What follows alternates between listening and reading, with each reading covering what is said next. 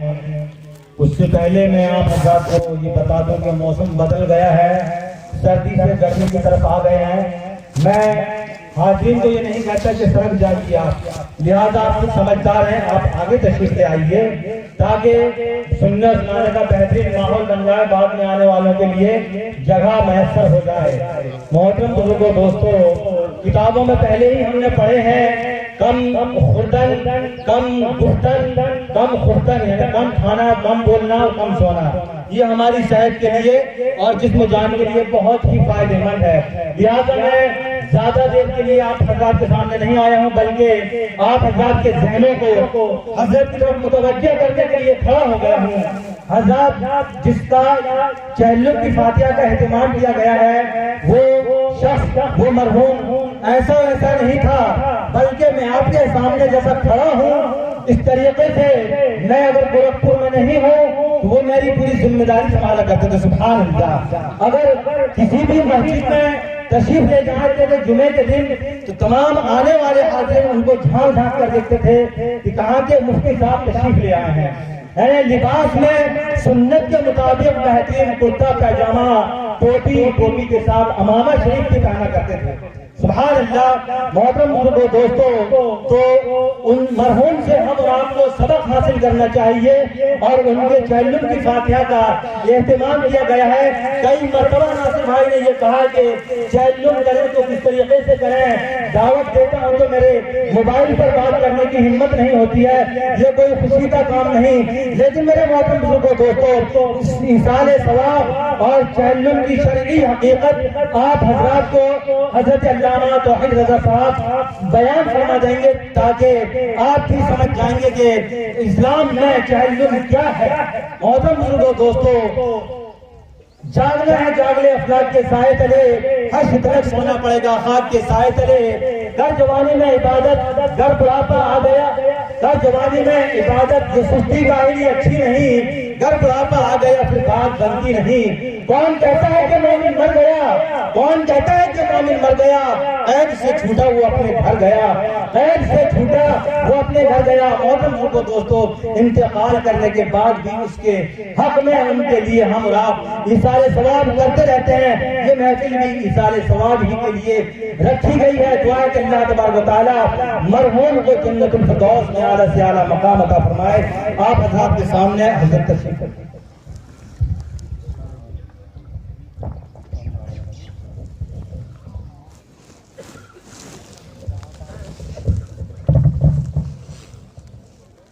منبر نور پر تشریف فرما باوقار المعز بالاحترام و محترم سامعین و سامعات، السلام علیکم ورحمۃ اللہ تعالی وبرکاتہ۔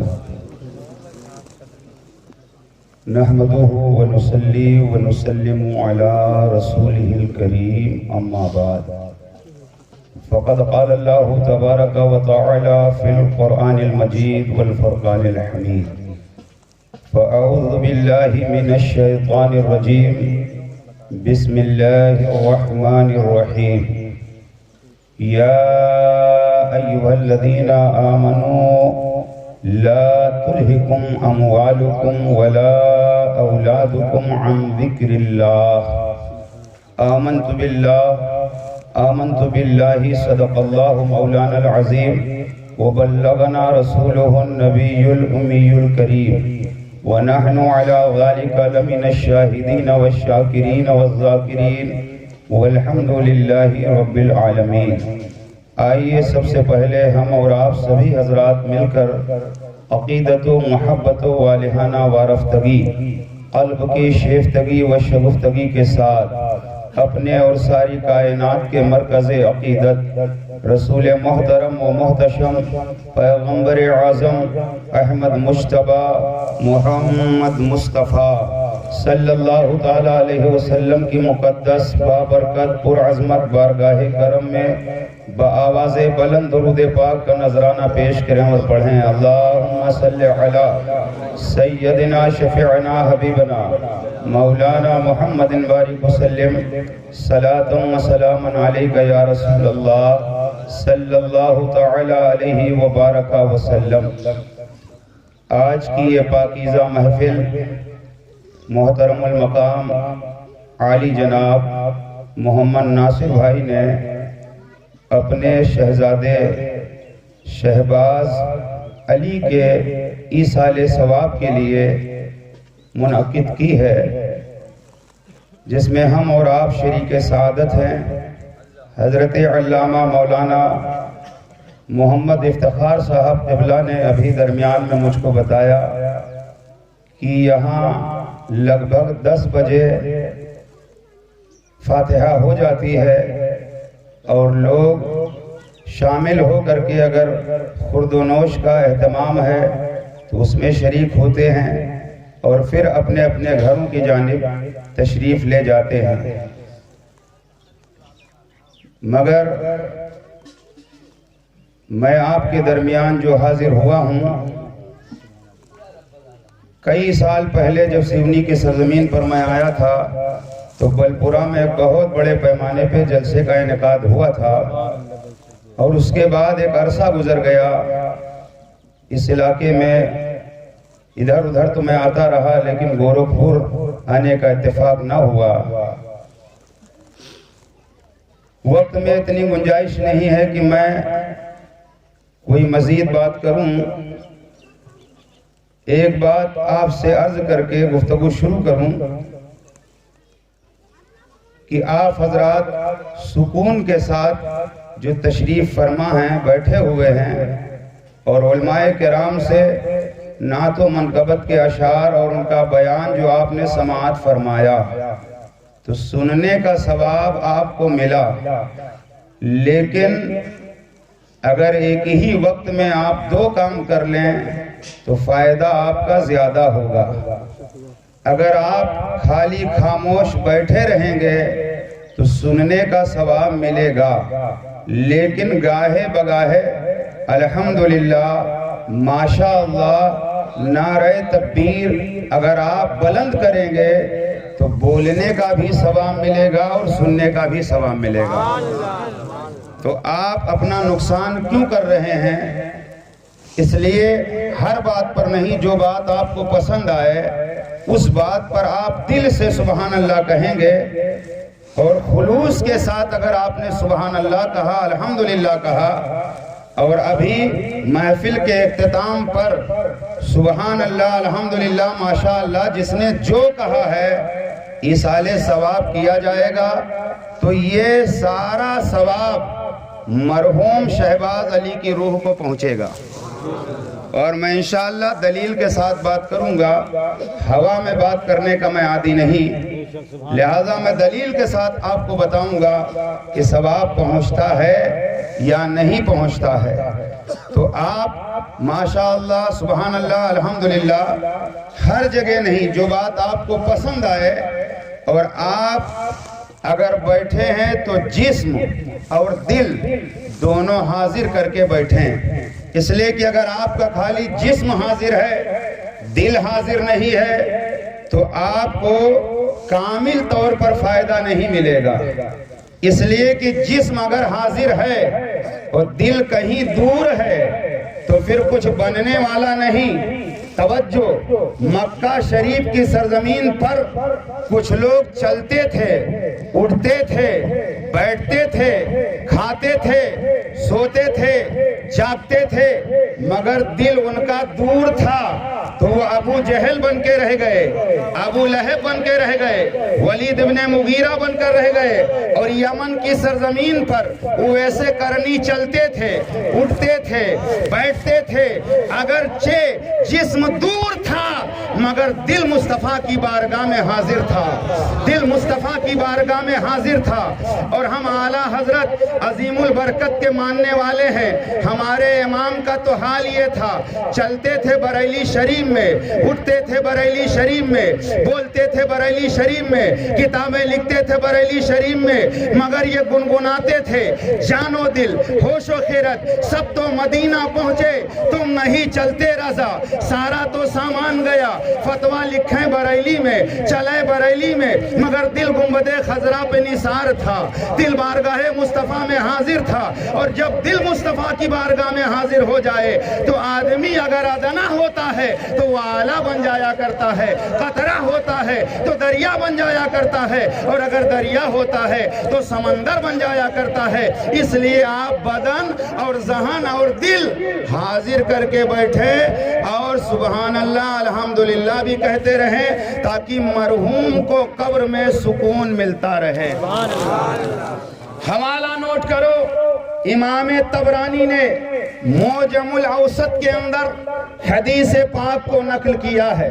حدیث پاک کے راوی ہیں حضرت انس بن مالک۔ مفہوم حدیث میں آپ کے سامنے رکھ رہا ہوں۔ جب کوئی شخص مرحوم کے نام ایصال ثواب کرتا ہے، صدقہ و خیرات دیتا ہے، تو اللہ تعالی 1000 فرشتوں کو حکم دیتا ہے کہ اے فرشتوں اپنے ہاتھوں میں نور کی تھالی لے لو، نور کی تشتریاں اپنے ہاتھوں میں لے لو، اور جو ایصال ثواب کیا گیا ہے وہ سارا ثواب نور کی تشتریوں میں، نور کی تھالیوں میں رکھ لو اور صاحب قبر کی قبر میں پہنچا دو، صاحب قبر کی قبر میں پہنچا دو۔ 1000 فرشتے نور کی تھالیوں میں ثواب لے کر کے مرحوم کی قبر میں پہنچا دیتے ہیں۔ اور اس کی شرح میں شاہ عبدالعزیز تحریر فرماتے ہیں کہ اگر زیادہ لوگ اکٹھا ہو کر کے مل کر کے کسی مرحوم کو ایصال ثواب کرتے ہیں تو فرشتے نور کی تھالی میں وہ سارا ثواب لے کر جاتے ہیں، اور جانے کے بعد صاحب قبر کو نام لے کر کے بتاتے ہیں فلاں نے یہ ثواب پہنچایا ہے، فلاں نے یہ ثواب پہنچایا ہے، فلاں نے یہ ثواب پہنچایا ہے۔ تو آج کی محفل میں بیٹھ کر اگر آپ سبحان اللہ کہو گے، ماشاء اللہ کہو گے، الحمدللہ کہو گے، درود پاک پڑھو گے، نعت سنو گے، تو جس نے نعت پڑھی ہے، جس نے منقبت پڑھی ہے، جس نے قرآن کی تلاوت کی ہے، جس نے سبحان اللہ کہا ہے، جس نے ماشاء اللہ کہا ہے، جس نے درود پڑھا ہے، فرشتے قبر میں جائیں گے اور جانے کے بعد نور کی تھالیوں میں یہ تحفہ پہنچائیں گے۔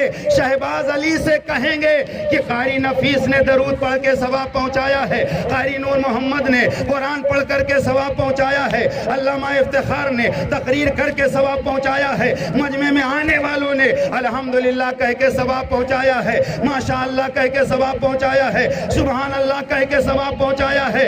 اور جب قبر میں یہ سارا ثواب پہنچ جائے گا تو شہباز علی کو سکون مل جائے گا، قرار مل جائے گا، اطمینان مل جائے گا۔ خالی آپ کھانا کھاؤ گے تو کھانے کا ثواب پہنچے گا، اور اگر ساتھ میں جلسے کا اہتمام ہوگا، قرآن پڑھا جائے گا اس کا بھی ثواب پہنچے گا، درود پڑھا جائے گا اس کا بھی ثواب پہنچے گا۔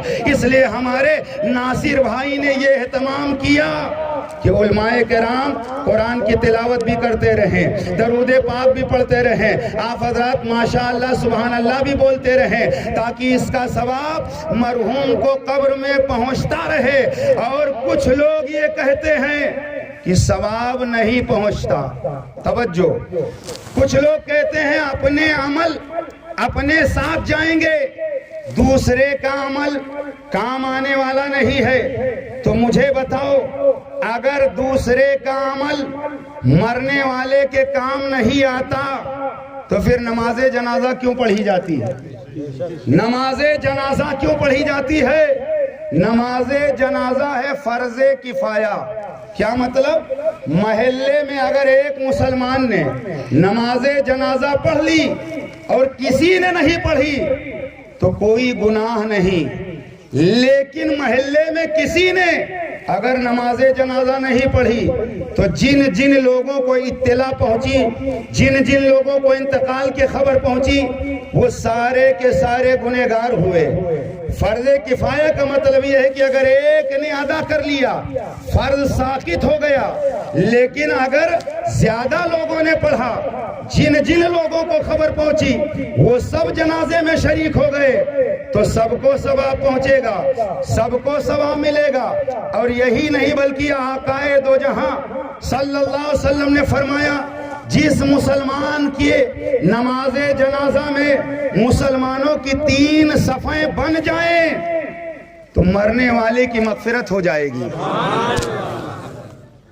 اور میرے آقا نے دوسری حدیث میں فرمایا جس مسلمان کی نماز جنازہ میں 40 مسلمان جمع ہو جائیں، 40 مسلمان جس مسلمان کی نماز جنازہ میں اکٹھا ہو جائیں تو مرنے والے کو اللہ تعالیٰ بخش دے گا، مغفرت فرما دے گا، کیونکہ ہر 40 ایمان والوں کے بیچ میں ایک اللہ کا ولی ہوتا ہے۔ ہر 40 مسلمانوں کے بیچ میں ایک اللہ کا ولی ہوتا ہے۔ اس لیے نماز جنازہ زیادہ تعداد میں اگر لوگ پڑھیں گے تو ثواب ہے، اور اگر کسی نے کسی وجہ سے نماز جنازہ نہیں پڑھی تو کوئی گناہ نہیں ہے۔ لیکن پنجگانہ نماز جان بوجھ کر کے ایک وقت کی کسی نے نماز ترک کر دیا تو جہنم کے دروازے پہ اس کا نام لکھ دیا جاتا ہے۔ گویا 24 گھنٹے میں دن و رات میں 5 وقت کی نماز فرض ہے۔ نماز جنازہ فرض کفایہ، مگر ہمارے ہاں حال یہ ہے کہ نماز جنازہ جب لے کر لوگ آتے ہیں، ظہر کے وقت جنازہ ڈولا لا کے رکھ دیا گیا، اب کچھ لوگ باہر کھڑے ہوئے ہیں، کچھ لوگ دکان کے پاس بیڑی پی رہے ہیں، کچھ لوگ کھڑے ہو کر کے گپ شپ میں لگے ہوئے ہیں، اور 4-6 لوگوں نے جا کر کے ظہر کی نماز ادا کر لی۔ حضرات، نماز جنازہ اگر کسی نے نہیں پڑھا، بعض لوگوں نے پڑھ لیا اور کچھ لوگوں نے نہیں پڑھا تو کوئی گناہ نہیں ہے، لیکن جان بوجھ کر جو آپ نے ظہر کی نماز ترک کی ہے یہ گناہ کبیرہ ہے، جہنم کے دروازے پر نام لکھ دیا گیا۔ اور ہوتا یہ ہے، امام صاحب رک جاؤ، ابھی فلاں صاحب وضو کر رہے ہیں، ابھی وہ اندر ہیں، آ جانے دو، ابھی فلاں رشتہ دار باقی ہیں، ان کو آ جانے دو۔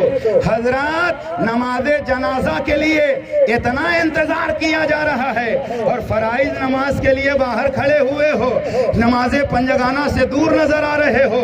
جب جو ڈولا قریب رکھا جاتا ہے اور اعلان کیا جاتا ہے نماز جنازہ پڑھو تو سارے لوگ کھڑے ہو جاتے ہیں۔ کوئی 40 کلومیٹر دور سے جنازے میں شریک ہوا، کوئی 200 کلومیٹر دور سے جنازے میں شریک ہوا، مگر مجھے انصاف سے بتاؤ، اگر 100 آدمی جنازے میں کھڑے ہیں تو کتنے مسلمانوں کو جنازے کی نیت یاد ہے؟ مجھے انصاف سے بتاؤ، 100 آدمی اگر کھڑے ہو گئے تو 10-20 کو چھوڑ کر کے اکثریت کو نماز جنازہ کی نیت تک معلوم نہیں ہے، اور نماز جنازہ کی جب نیت معلوم نہیں ہے تو نماز جنازہ پڑھو گے کیسے؟ اگر داہنی طرف والا آسمان کی طرف نظر اٹھا رہا ہے تو آپ بھی آسمان کی طرف نظر اٹھاؤ گے، اگر وہ جیسا جیسا کر رہا ہے ویسا ویسا کرو گے۔ اور ہوتا یہ امام صاحب جنازے کی نیت بتا دو، جنازے کی نیت بتا دو، 40 سال میں یاد نہ کر سکے، 60 سال میں یاد نہ کر سکے، 80 سال میں یاد نہ کر سکے،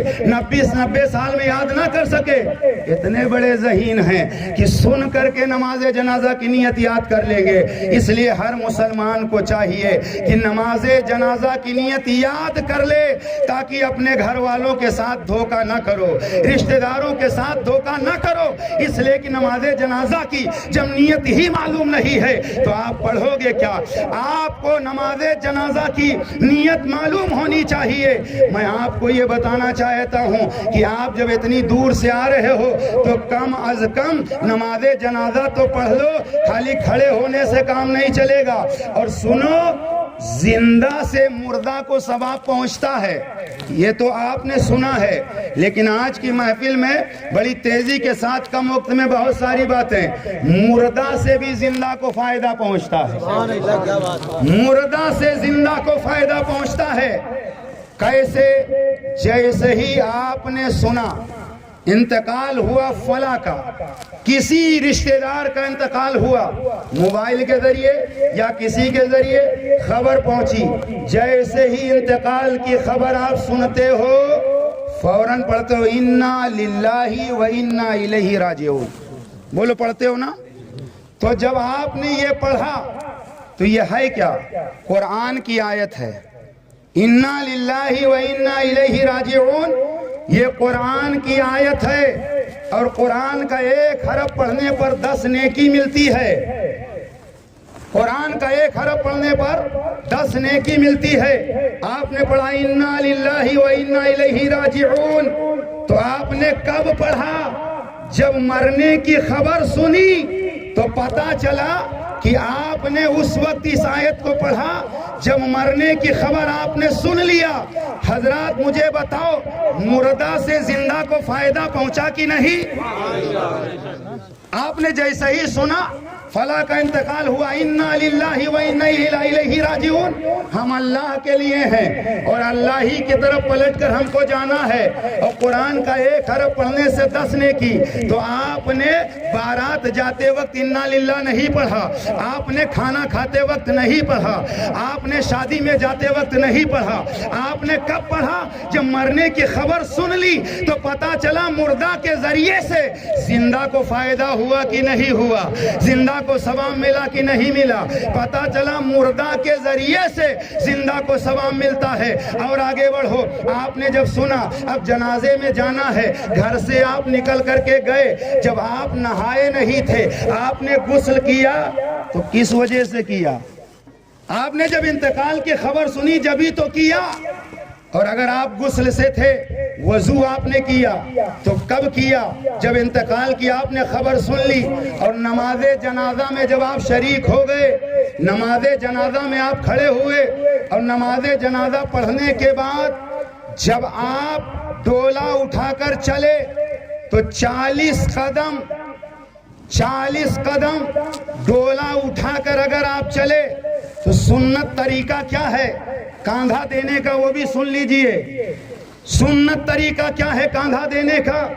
سنت طریقہ یہ ہے کہ ڈولا کو جب آپ کاندھا دو تو پہلے داہنی طرف سرہانے جاؤ اور ڈولا کو کندھے پر اٹھاؤ اور 10 قدم چلو، اس کے بعد پائنتی کی طرف آؤ اور داہنے طرف پائنتی کی طرف آپ کندھا لگاؤ، 10 قدم چلو، پھر بائیں طرف جاؤ اور ڈولے کو بائیں طرف جا کر سرہانے 10 قدم کندھا لگا کر چلو، پھر پائنتی کی طرف کندھا لگا کر کے چلو 10 قدم۔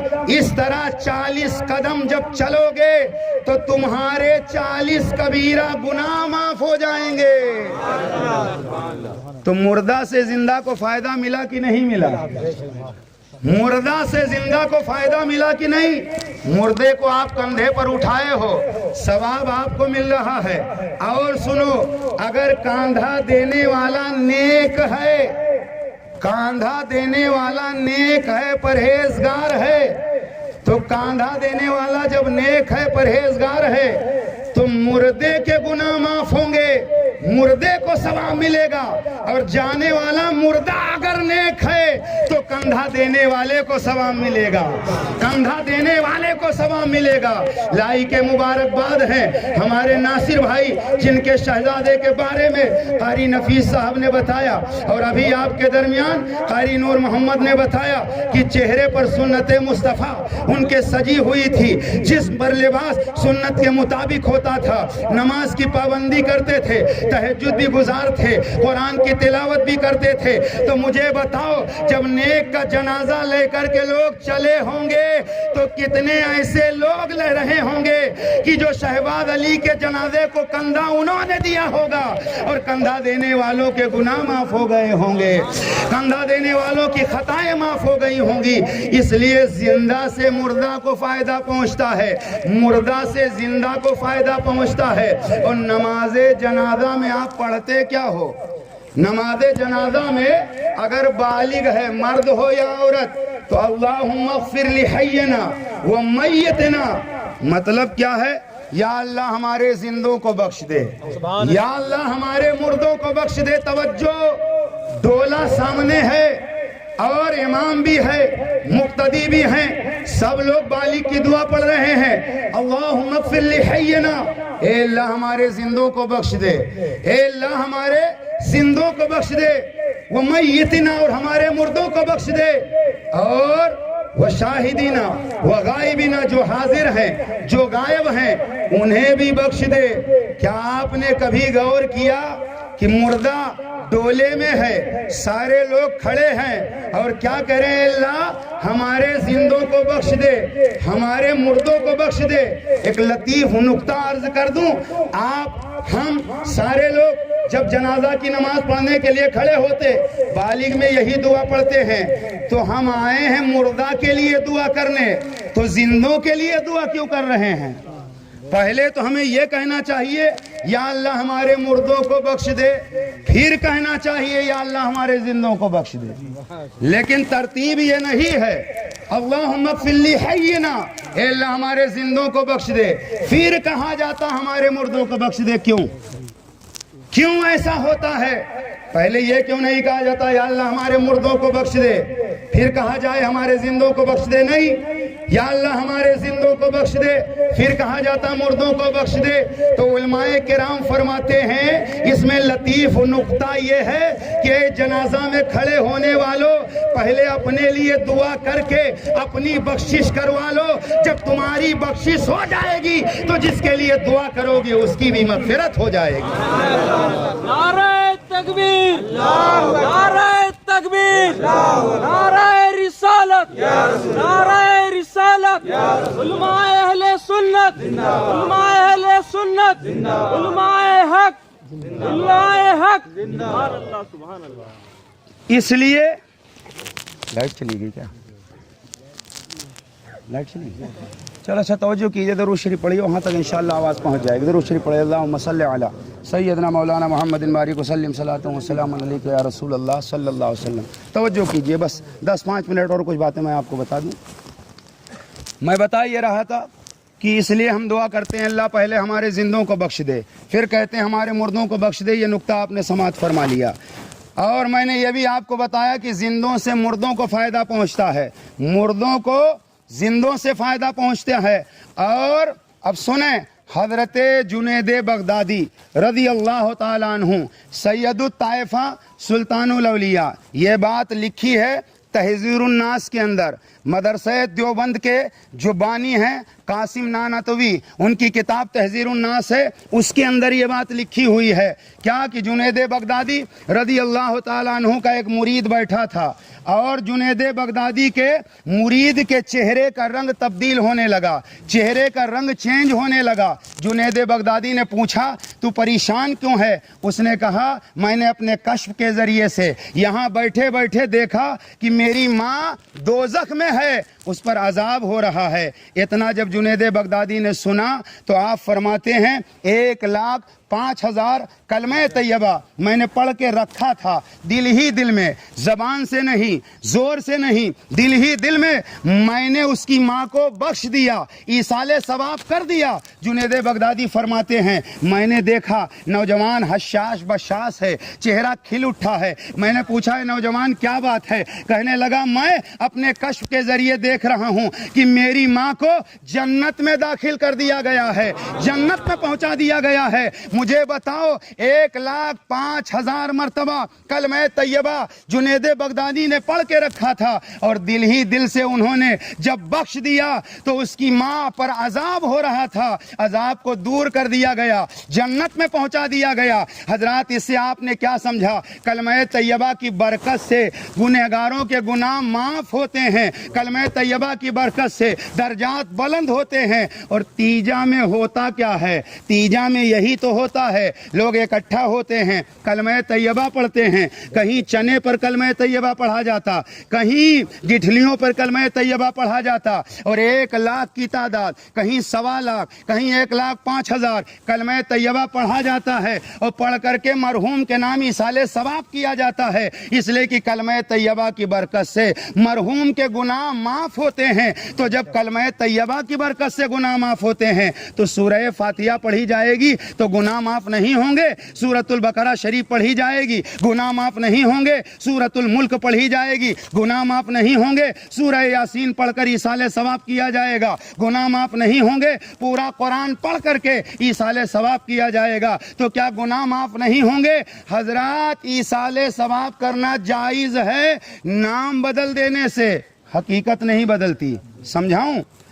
بارش ہوتی ہے آسمان سے, جب آسمان سے بارش ہوتی ہے پانی, لیکن سارے لوگ کیا کہتے ہیں؟ بارش ہو رہی ہے. وہ لوگ کہتے ہیں کہ نہیں کہتے ہیں؟ آسمان سے پانی گرتا ہے, لوگ کہتے ہیں بارش ہو رہی, مگر ہے پانی. مگر وہی پانی جب نالیوں میں بہنے لگتا ہے تو لوگ کہتے ہیں نالی بہ رہی ہے. وہی پانی اگر نالے میں بہنے لگتا ہے, لوگ کہتے ہیں نالا بہ رہا ہے. وہی پانی اگر ندی میں پہنچ جائے, لوگ کہہ رہے ہیں ندی بہ رہی ہے. وہی پانی سمندر میں پہنچ جائے, لوگ کہہ رہے ہیں سمندر بہ رہا ہے. وہی پانی کنویں میں چلا جائے, لوگ کہتے ہیں کنواں بھرا ہوا ہے. پتہ کیا چلا؟ بغیر پانی کے کنواں نہیں ہوتا, بغیر پانی کے ندی نہیں ہوتی, بغیر پانی کے سمندر نہیں ہوتا, بغیر پانی کے نالا نہیں ہوتا, بغیر پانی کے نالی نہیں ہوتی. حضرات ہے پانی, لیکن آسمان سے جب گرا تو لوگوں نے منہ سے بارش کہا, ندی میں گیا تو لوگوں نے ندی کہا, سمندر میں گیا تو سمندر کہا, نالے میں گیا تو نالا کہا, نالی میں گیا تو نالی کہا. ہے پانی لیکن نام بدلتے گئے, حقیقت نہیں بدلی. ایصال ثواب ہے جائز, تیسرے دن کرو تو تیجا کہا جاتا ہے, 10ویں دن کرو تو 10واں کہا جاتا ہے, 20ویں دن اگر ایصال ثواب کرو تو 20واں کہا جاتا ہے, 40 دن پر ایصال ثواب کرو تو 40واں کہا جاتا ہے, اور ششماہی پر اگر کرو تو ششماہی کہا جاتا ہے, سال بھر کے بعد اگر کرو تو برسی کہا جاتا ہے. حضرات نام بدل جانے سے حقیقت نہیں بدلتی ہے, اور ایصال ثواب جائز ہے, نام بدل جانے سے ایصال ثواب ناجائز نہیں ہوگا. سمجھ گئے؟ اب حدیث سے میں آپ کو بتا دوں, کتاب کا نام ہے انوار ساتیہ در بیان مولود و فاتحہ. کتاب کے لیکھک ہیں علامہ عبدالسمیع سہارنپوری, جو خلیفہ ہیں حاجی امداد اللہ مہاجر مکی کے. میں جو کچھ بولوں گا ایک ایک بات کا جواب اپنے پاس رکھتا ہوں, سنی سنائی بات نہیں کرتا ہوں, سنی سنائی بات نہیں کرتا ہوں. اس میں لکھا ہوا ہے کہ رسول پاک صلی اللہ علیہ وسلم کے چچا امیر حمزہ کے تیسرے دن رسول پاک نے صدقہ کیا, اور پھر رسول پاک نے 7ویں دن چچا کے لیے صدقہ کیا. پھر آقائے دو جہاں نے 40 دن پر اپنے چچا کے لیے صدقہ کیا. پھر آقا نے اپنے چچا کے لیے 6 مہینے پہ صدقہ کیا. پھر آقا نے اپنے چچا کے لیے سال بھر کے بعد صدقہ کیا. اور اسی حدیث سے تیجا بھی ثابت ہوا, 10واں بھی ثابت ہوا, 40واں بھی ثابت ہوا, اور برسی بھی ثابت ہوئی. الحمدللہ ہم اہل سنت و جماعت قرآن و حدیث سے ہٹ کر کوئی کام نہیں کرتے ہیں. نعرہ تکبیر, نعرہ رسالت, مذہب اسلام, مذہب اسلام, علماء اہل سنت. ہم جو کام کرتے ہیں دلائل ساتھ میں رکھتے ہیں, اس لیے ہم بغیر دلیل کے کوئی کام نہیں کرتے. اور رسول پاک صلی اللہ علیہ وسلم کے بیٹے حضرت ابراہیم کا جو وصال ہوا, تو سرکار کے بیٹے کے وصال کا تیسرا دن, اور صحابہ بیٹھے ہوئے ہیں. اتنے میں ایک صحابی ابو ذر آئے, اونٹنی کا خشک دودھ لائے, اور اونٹنی کا دودھ اور جو کی سوکھی روٹیاں اور کچھ کھجوریں لائے, اور سرکار کی بارگاہ میں لا کے رکھ دیا. صحابہ بیٹھے ہیں, سرکار کے بیٹے کے وصال کا تیسرا دن جب کھجور, روٹی, اونٹنی کا دودھ رکھا گیا, تو نبی نے یہ نہیں فرمایا اٹھا کر کے کنارے کرو, یہ بدعت ہے, یہ ناجائز ہے, سامنے مت رکھو. آقا نے یہ نہیں فرمایا. سارے صحابہ بیٹھے ہیں. کیا صحابہ سے زیادہ ہم اور آپ دین سمجھ رہے ہیں؟ وہ صحابہ ہیں جنہوں نے دین رسول پاک سے سمجھا ہے, قرآن جس پر نازل ہوا اس رسول سے پڑھا ہے. صحابہ کرام بیٹھے ہیں, ابو ذر نے لا کے رکھ دیا. آقا نے سامنے سے ہٹایا نہیں, منع نہیں کیا, بلکہ اپنے ہاتھوں کو اٹھا دیا. سبحان اللہ. اور آقا نے 3 مرتبہ سورہ اخلاص, قل هو اللہ شریف اور سورہ فاتحہ پڑھ کر کہا, یا اللہ اس کا ثواب میرے بیٹے ابراہیم کو پہنچا دے. تو سامنے بھی ہے چیز, اور آقا ہاتھ بھی اٹھا رہے ہیں اور اپنے بیٹے کے لیے دعا کر رہے ہیں. یہ امت کی تعلیم کے لیے ہے, ورنہ سرکار کے بیٹے تو بخشے بخشائے ہوئے ہیں. مگر آقا جانتے تھے ایک دور آئے گا 2 کتاب پڑھنے والے سامنے نہ رکھو, یہ مت کرو, 40واں مت کرو, تیجا مت کرو. اور اگر ان سے بٹھا کے وضو بنانے میں فرائض کتنے ہیں پوچھ لو تو شاید نہ بتا سکیں, غسل میں فرائض کتنے ہیں معلوم نہیں, لیکن सामने ना रखो, सामने ना रखो। मैंने कहा नादान तेरे बाप का इंतकाल हुआ कि नहीं? कहा 2 साल पहले इंतकाल कर गए। मैंने कहा जनाजा पढ़ी? कहा मैंने पढ़ी नहीं बल्कि पढ़ाई। तो मैंने कहा तेरे बाप का डोला कहाँ था? बोले सामने था। मैंने कहा सामने रखने से अगर चीज हराम हो जाती तो तेरे अब्बा क्या हो गए? डोला सामने रखा जाता कि नहीं? डोला सामने रखा जाता। सारे मजहब सारे मसलक के लोग, नमाज जनाजा हाथ भी बंधा होता है, हाथ भी बंधा होता है, डोला भी सामने रहता है। और मैंने बता दिया कि नबी पाक सल्लल्लाहु अलैहि वसल्लम ने हाथ भी उठाया, दुआ भी किया। पता चला सामने रख करके दुआ मांगना, हाथ उठाना ये रसूलुल्लाह की सुन्नत है, नाजायज़ो हराम नहीं है। इसलिए उनके चक्कर में मत पड़ो। हाँ, कुछ लोग जैसे हम नमाज जनाजा पढ़ते हैं तो अहले सुन्नत क्या करते हैं? नमाज जनाजा के बाद दुआ मांगते हैं। बोले मांगते हैं कि नहीं मांगते? कुछ लोग दुआ नहीं मांगते, कुछ लोग दुआ नहीं मांगते। तो हमारा झगड़ा भी नहीं मांगते, मत मांगो, लेकिन हम मांग रहे हैं तो मना मत करो, मना मत करो। तुम अपना काम करो, हमें अपना काम करने दो। क्या बात है, बहुत खूब। और हदीस शरीफ सुनो, आका फरमाते हैं इज़ा सल्लैतुम अलल मय्यित फ़अख़लिसू लहु दुआ। मेरे आका फरमाते जब मैयत पर नमाज जनाजा पढ़ लो तो खालिस दुआ मांगो, सुभान अल्लाह, दुआ मांगो, दुआ मांगो।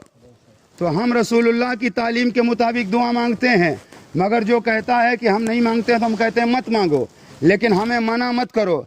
लेकिन वो क्या कहते हैं कि नमाज जनाजा भी दुआ है, लिहाजा अब दुआ की क्या ज़रूरत है? नमाज जनाजा दुआ है, लिहाजा अब दुआ की क्या ज़रूरत है? तो मैं कहता हूँ दुआ के लिए किबला की तरफ मुँह करना ज़रूरी है? दुआ लेटे लेटे भी कर सकते हो, बैठे बैठे भी कर सकते हो, बगैर वज़ू के भी दुआ कर सकते हो, क्योंकि मोमिन की ज़बान पाक होती है। अगर नमाज जनाजा सिर्फ दुआ है तो फिर किबला की तरफ मुँह क्यों? फिर हाथ बांध करके खड़े क्यों होते हो? नमाज जनाजा दुआ भी है और नमाज भी है। नमाज जनाजा दुआ भी है और नमाज भी है। जो लोग कहते हैं नमाज जनाजा दुआ है लिहाजा अब हमें दुआ की ज़रूरत नहीं है, तो ये भी गुत्थी सुलझा दूं। जो लोग कहते हैं नमाज जनाजा दुआ है, अब दुआ की ज़रूरत नहीं, तो हर नमाज में आदमी पढ़ता है सूरह फातिहा, और अगर सूरह फातिहा ना पढ़ो तो नमाज नहीं होगी। आका फरमाते ला सलाता इल्ला बिफातिहतिल किताब, नमाज नहीं होगी जब तक सूरह फातिहा ना पढ़ोगे। हर रकात में सूरह फातिहा, और सूरह फातिहा में आप पढ़ते हो इहदिनस सिरातल मुस्तकीम, इहदिनस सिरातल मुस्तकीम, ए अल्लाह हमें सीधे रास्ते पर चला। हर रकात में ये दुआ कर रहे हो, या अल्लाह हमें सीधे रास्ते पर चला। मगरिब में दुआ कर रहे हो, इशा में दुआ कर रहे हो, असर में दुआ कर रहे हो, ज़ोहर में दुआ कर रहे हो, फर्ज में दुआ, फज्र में दुआ कर रहे हो, जुमा में दुआ कहे इहदिनस सिरातल मुस्तकीम, ए अल्लाह हमें सीधे रास्ते पर चला। हजरात जब आपने हर रकात में दुआ कर लिया है तो सलाम फेरने के बाद दुआ क्यों? सलाम फेरने के बाद दुआ क्यों? दुआ क्यों? पता चला कि दुआ करना चाहिए, और हमारे तुम्हारे नबी ने फरमाया अद्दुआ हुवल इबादा, मेरे आका ने फरमाया दुआ इबादत है। तो हम नमाज जनाजा के बाद दुआ करके इबादत कर रहे हैं, शिरको बिदात नहीं कर रहे हैं, हम इबादत कर रहे हैं। आका ने फरमाया अद्दुआ हुवल इबादा, और दूसरी हदीस में आका ने फरमाया अद्दुआ मुखुल इबादा, दुआ तो इबादत का मग़ज़ है, दुआ तो इबादत का मग़ज़ है।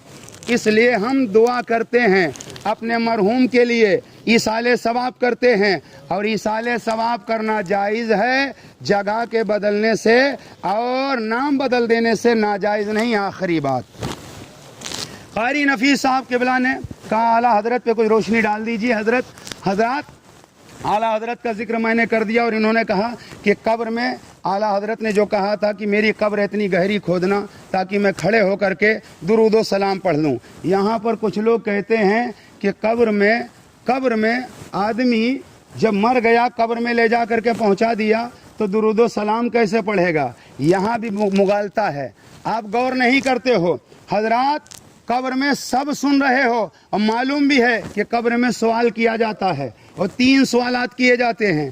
तो मुर्दे से सवाल किए जाते हैं, मुर्दे से सवाल किए जाते हैं, मुर्दे से नहीं, कब्र में जिंदा किया जाता है।